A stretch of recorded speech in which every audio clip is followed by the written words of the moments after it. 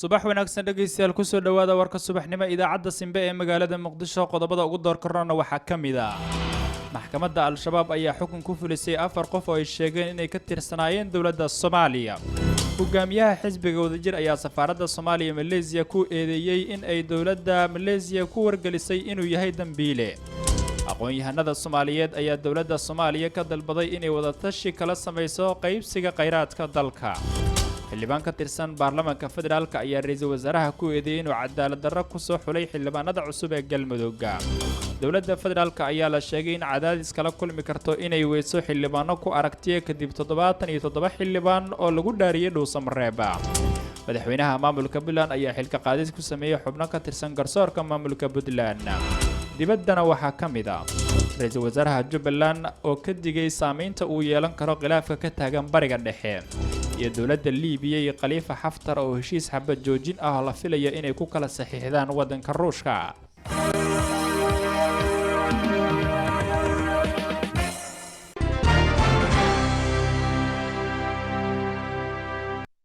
ismaqal wanaagsan subax wanaagsan intaad maqasheen waxay ahaayeen qodobadii wararkeena subaxnimo ugu door korona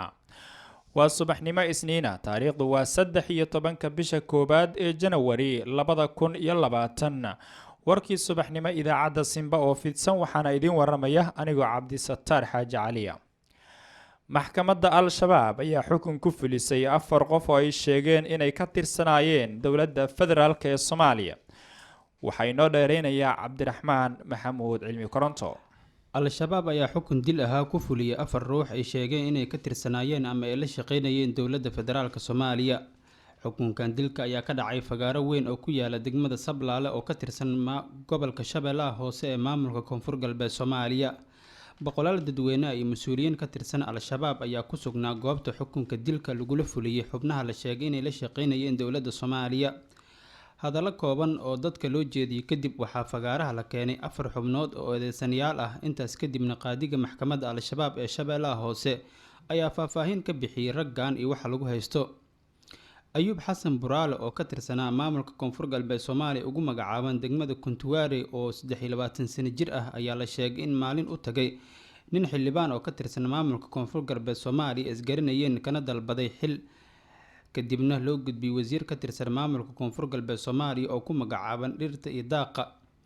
Ayuub ayaa la sheegay in magacaabista kadib markii loo magacaabay xil uu sheegay in safar uu aaday deegaanka Golweyn halkaasna ee gobolka Shabeellaha Dhexe halkaasna lagu qabtay kadibna maxkamad la soo taagay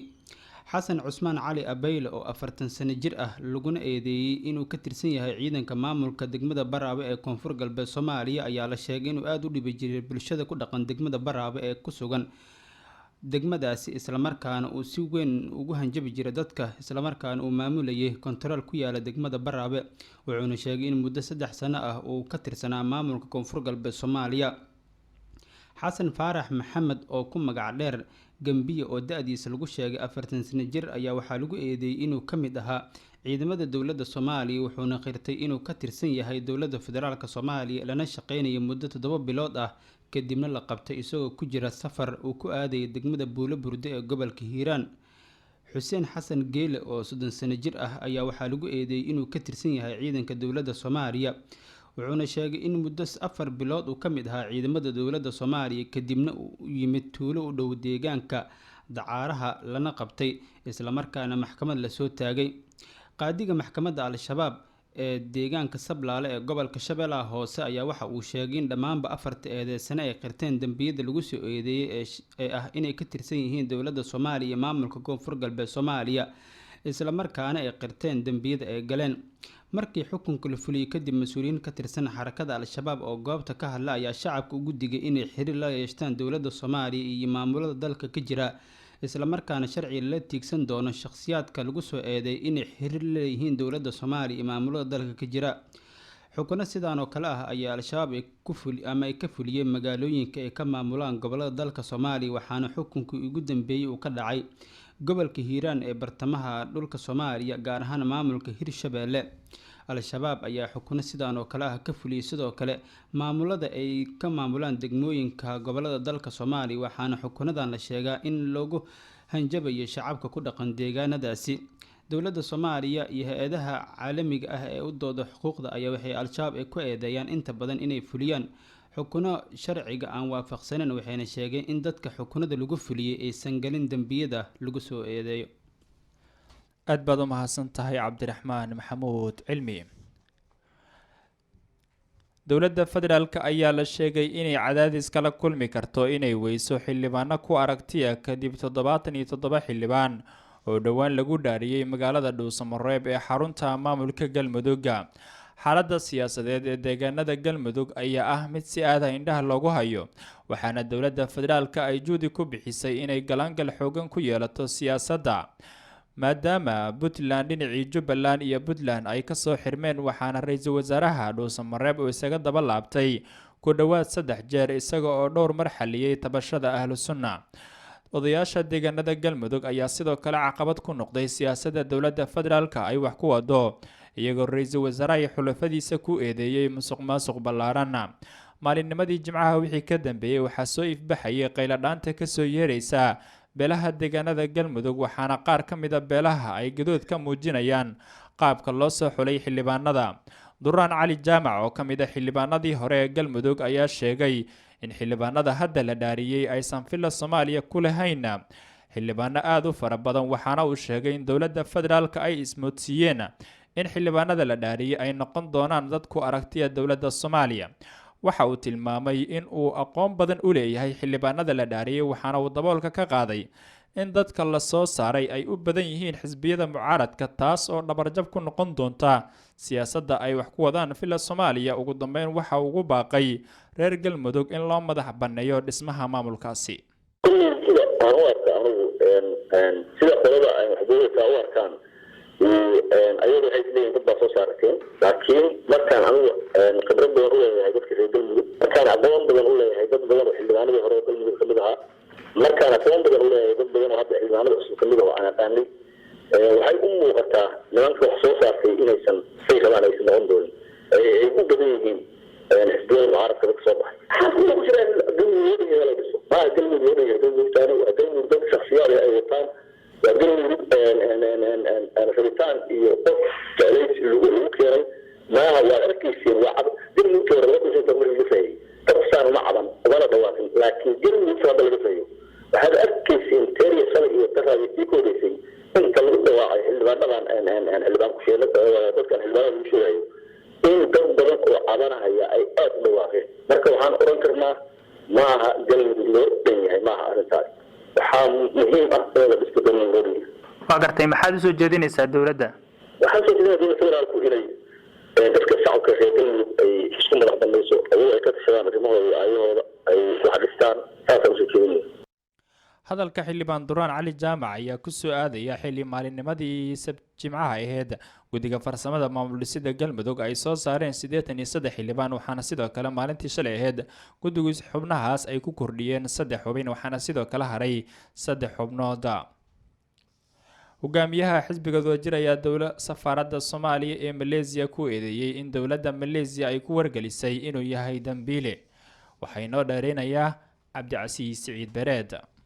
cabdiraxmaan cabdishakuur warsame hogaamiyaha xisbiga wadajir oo aragti ahaan ay kala aragti duwan yihiin xukuumadda uu hogaamiyo ra-iisul wasaare xasan cali kheyre iyo sidoo kale maxamed cabdulaahi farmaajo, waxa uu tilmaamay in dowladda federaalk soomaaliya haatan ay u muuqato inay isticmaalayso awoodda dowladda iyada oo ku joojinaysa waxyaalaha uu sheegay inuu xorriyadda u leeyahay oo ay kamid tahay xorriyatul qowlka. cabdiraxmaan cabdishakuur warsame hogaamiyaha xisbiga wadajir ayaa shaaca ka qaaday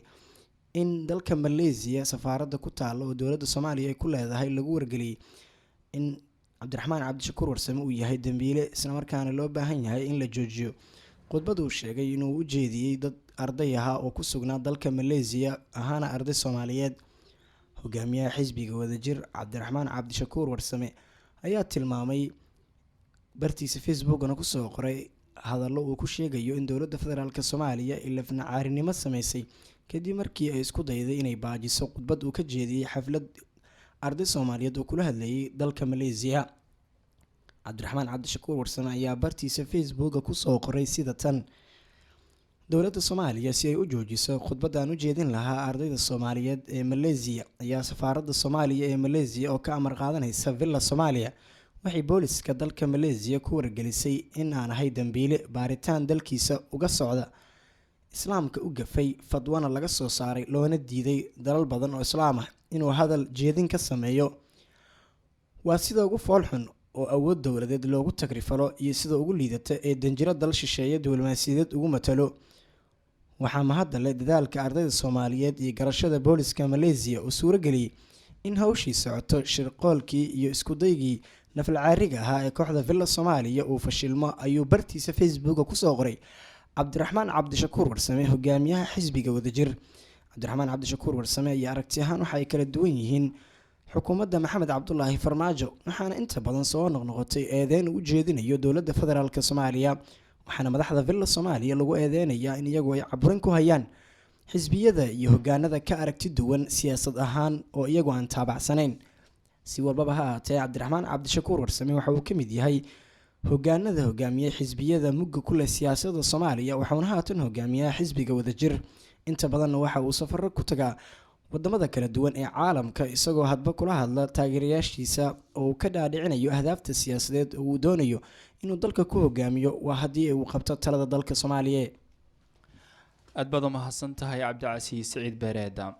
aqoon-yahanada soomaaliyeed ayaa dowladda soomaaliya ka dalbaday inay wadatashi kala sameyso qaybsiga kheyraadka dalka. dowladda federaalkii qaar ka mid ah xubnaha maamul goboleedyada ugu tunka weyn soomaaliya waxaa u dhexeeyey khilaaf ku aadan ansixinta sharciga batroolka oo maamul goboleedyada ay sheegeen inaan wax wadatashi ah lagala sameynin. aqoon-yahan injineer nuur sheekh oo ka mid ah golaha aqoon-yahaniinta soomaaliyeed ayaa soo jeediyey in dowladda federaalka laga doonayo inay wadatashi kala sameyso qaybsiga kheyraadka dalka gaar ahaan shidaalka. waxa uu sheegay in gobolada soomaaliya dhammaantood uu ku dugan yahay kheyraada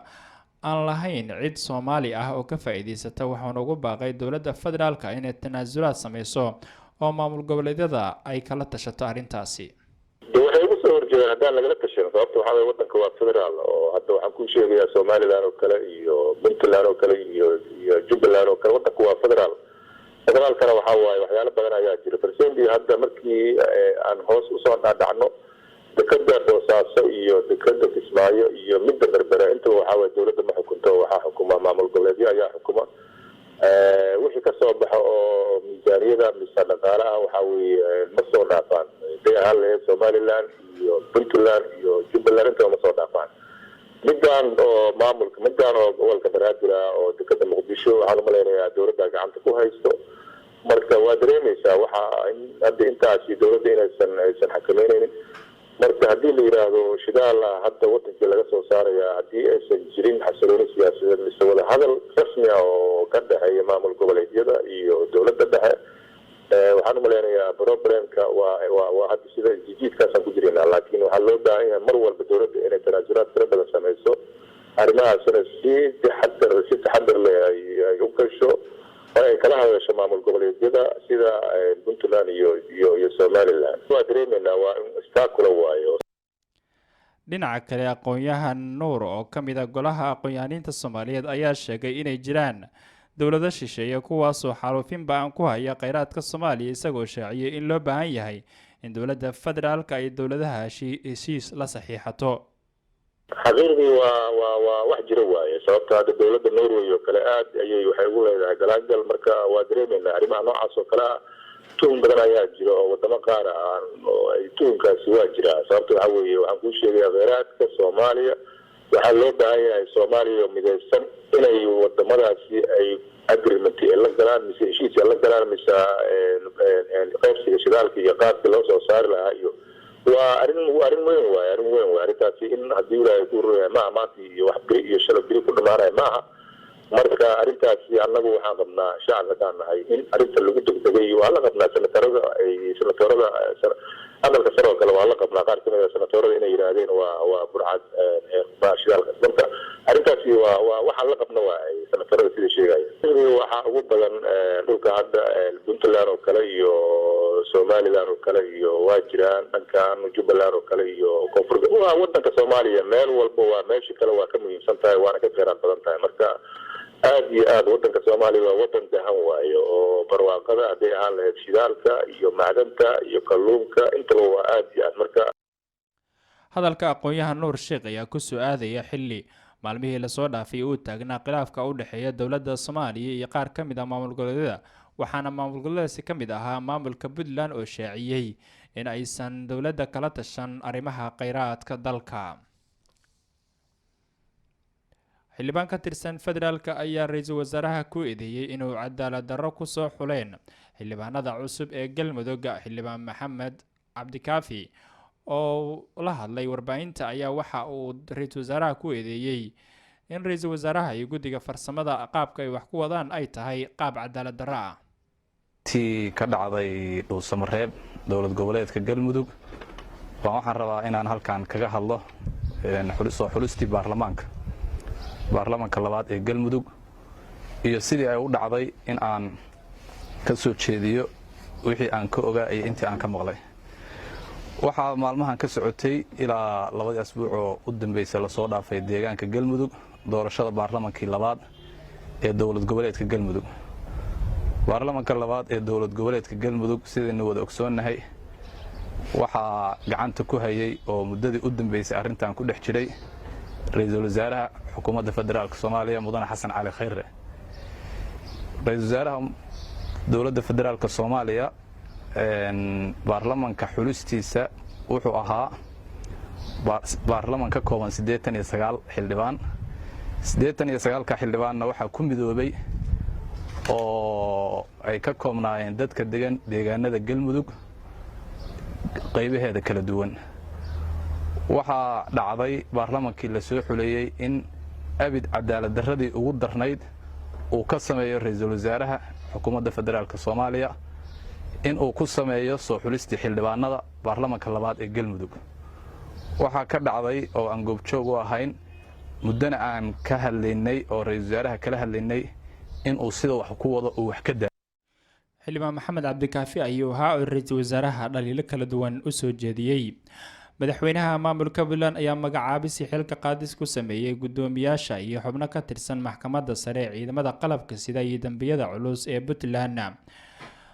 madaxweynaha maamulka Puntland Siciid Cabdullaahi Dani oo soo saaray xeer madaxweyne oo taariikhdiisu ku beegan tahay 12 January ayaa gudoomiye ku meel gaar ah u magacaabay maxkamadda sare ciidamada qalabka sida iyo dambiyada culus ee maamulka Puntland. sidoo kale Dani ayaa wax xilka qaadis ku sameeyay gudoonkii garsoorayaal ka tirsan maxkamadda sare ciidamada qalabka sida iyo dambiyada culus ee Puntland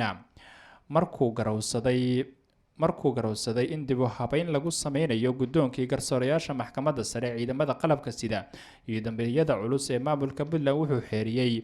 waxa uu garsoore sare Axmed Cabdi Bootan si ku meel gaar ah loogu magacaabay gudoomiyaha maxkamadda sare ciidamada qalabka sida iyo dambiyada culus ee maamulka Puntland. waxuu xilka qaadis ku sameeyay gudoonkii garsoorayaal ka tirsan maxkamadda ciidamada qalabka sida iyo dambiyada culus ee maamulka Puntland kuwaas oo kala ah Sareeye Guuto Siciid Abyan Cigaal gudoomiye, garsoore sare Maxamed Nuur Muuse, garsoore sare Aadan Xuseen Maxamed, garsoore sare Maxamed Aadan Jaamac, Cabdirasaaq Cali Axmed garsoore sare Cabdifataax Xaaji Aadan garsoore. xeerkani wuxuu dhaqan galayaa markuu madaxweynaha Puntland uu saxiixo, waana uu saxiixay.